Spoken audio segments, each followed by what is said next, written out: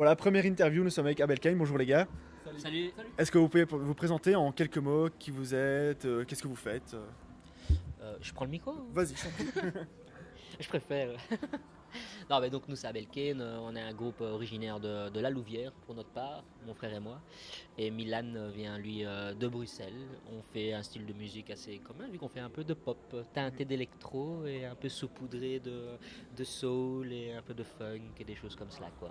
Vous étiez tout à l'heure sur la scène Proximus dans le village, vous ouvriez la grande scène, je pense.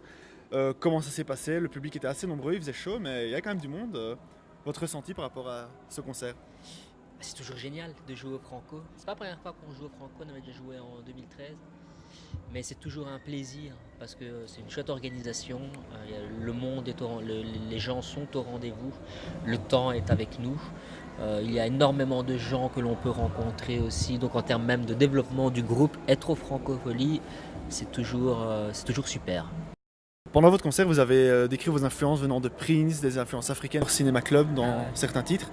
Comment est-ce que vous faites pour mélanger toutes ces influences quand vous composez les chansons? Comment est-ce que vous vous y retrouvez? C'est de la musique qu'on écoute depuis qu'on est ado. C'est vraiment la musique qu'on écoute. Donc fatalement, ça nous influence beaucoup. Et donc voilà, quoi. On a toujours joué dans des choses.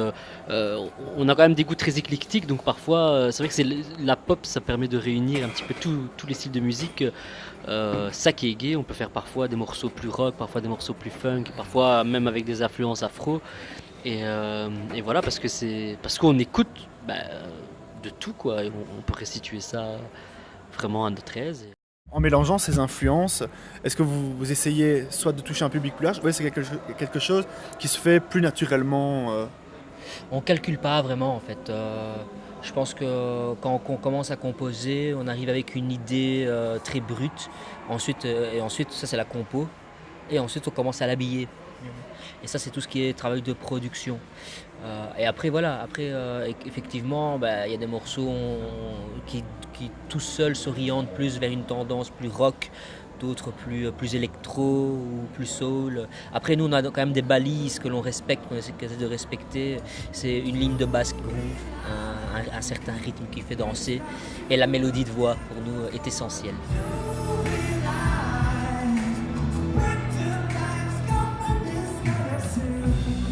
Passer de quelque chose qui était quand même assez rock à ses débuts à quelque chose de plus pop actuellement.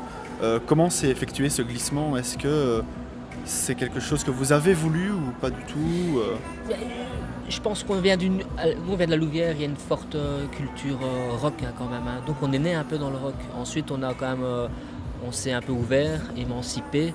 On a un studio d'enregistrement, donc on a commencé à toucher à des machines, à faire de la prod. Et donc quand tu commences à toucher à des machines, t'as une couleur électro qui arrive un peu directement. Et tout ça amène finalement la couleur du son actuel d'Abel.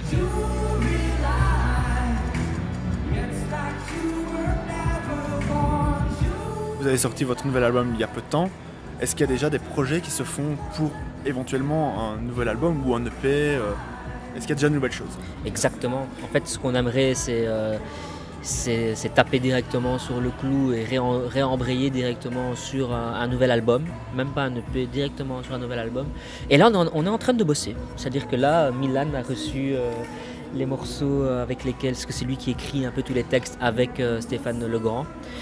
Et donc là, ils viennent de recevoir un peu les nouveaux morceaux. Après, bon, il y a toutes leurs pattes qui doivent arriver, leur interprétation et tout ça, donc il y a encore du taf.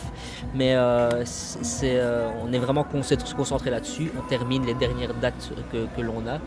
Et après, notre objectif, c'est un nouvel album pour dans pas trop tard. Mais je vais pas donner de deadline parce que souvent, quand je donne une deadline, on prend toujours 6 mois dans la vue. Quoi, c'est vrai.